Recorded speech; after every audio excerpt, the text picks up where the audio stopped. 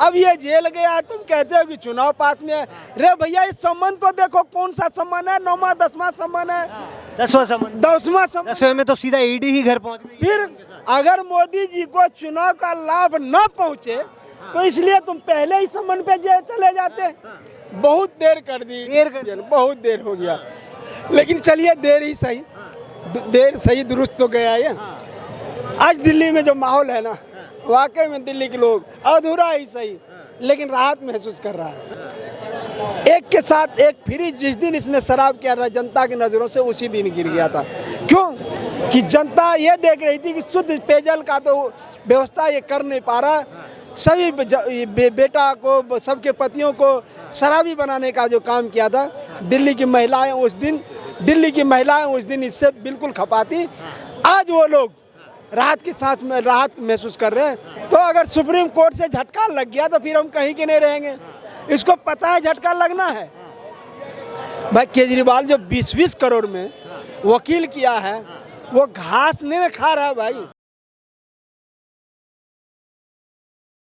राजेश जी, जानना चाहूंगा, दिल्ली के मुख्यमंत्री अरविंद केजरीवाल जी जो हैं वो सलाखों के पीछे पहुंच चुके हैं, क्या कहेंगे इस पर? पूरा बहुत देर कर दी, बहुत देर हो गया, लेकिन चलिए देर ही सही, देर सही दुरुस्त तो गया ये। आज दिल्ली में जो माहौल है ना, वाकई में दिल्ली के लोग अधूरा ही सही लेकिन राहत महसूस कर रहा है। राहत किस बात की? दिल्ली के मुख्यमंत्री अंदर हो गए, आप कह रहे हैं कि? इसीलिए तो कह रहे हैं कि जिस दिन पूरी तरह से केजरीवाल से दिल्ली के लोगों को छुटकारा मिलेगा ना, उस दिन जश्न का माहौल होगा। आज गली गली में जाके देखिए, यहाँ तक कि आम आदमी के कार्यकर्ता से पूछिए तो कह रहा शर्म आती है कि हम केजरीवाल के कभी साथ थे।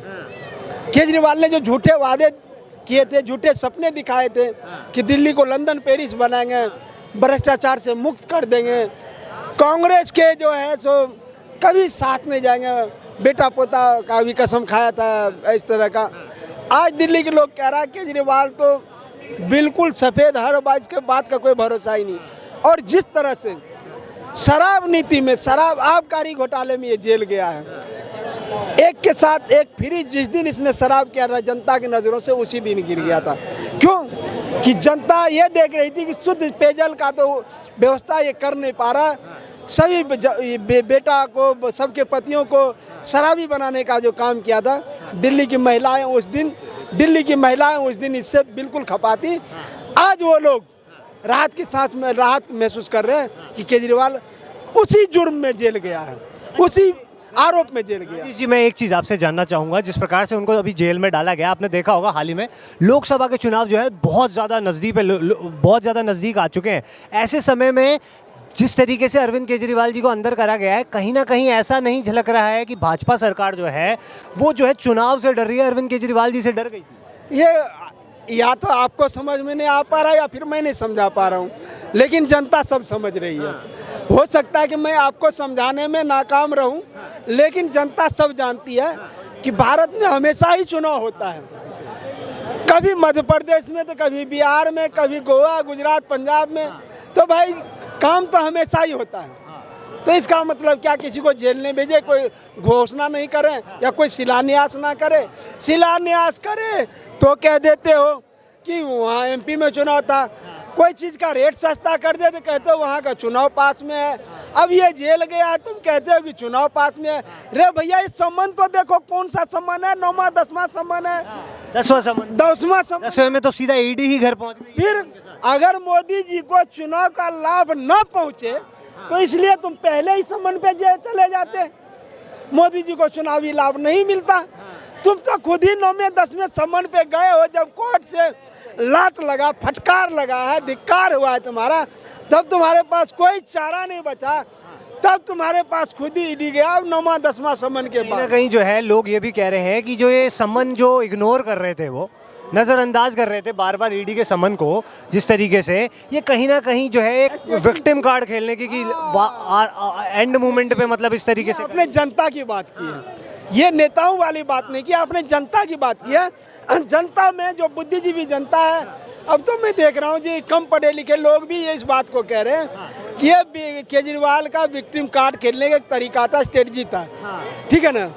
देखिए, अभी आपने देखा होगा कभी हलफनामा वो देने सुप्रीम कोर्ट में देने जा रहा था, तो अभी एकदम से कैंसिल करके कह रहा हम लोअर कोर्ट में ही देंगे। देखिए इसको पता है कि अगर हम सुप्रीम कोर्ट में जाके दायर किए तो अगर सुप्रीम कोर्ट से झटका लग गया तो फिर हम कहीं के नहीं रहेंगे। इसको पता है झटका लगना है।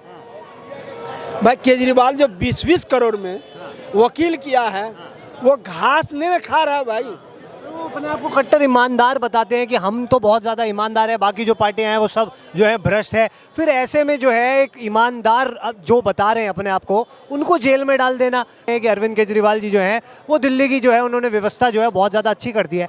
ऐसे में अगर उनको अगर जेल में डाल दिया जाएगा तो जो केंद्र सरकार है उसके ऊपर सवाल तो उठेंगे ना। केंद्र पे सवाल की बात मैं बाद में आऊँगा। केजरीवाल कट्टर ईमानदार है, इस बात को केजरीवाल ने खुद साइड कर दिया है। खुद लोगों की नजर, कांग्रेस को भ्रष्टाचारी का तमगा ज़्यादातर किसने दिया था भाई?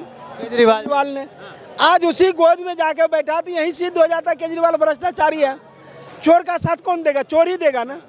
तो ये तो अपने आप को सिद्ध कर दिया कट्टर बेईमान हूँ मैं, कट्टर ईमानदार नहीं हूँ।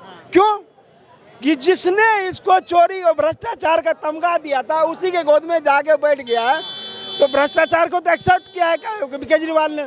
और रही बात जनता की, तो जनता सब जानती है कि अगर मोदी जी का हाथ होता तो ईडी सीबीआई का दुरुपयोग करके तो क्यों नहीं कोर्ट से जमानत करवा पाया संजय सिंह का, और कौन है मनीष सिसोदिया, और एक कौन है संजय सिंह, और वो वहाँ स्वास्थ्य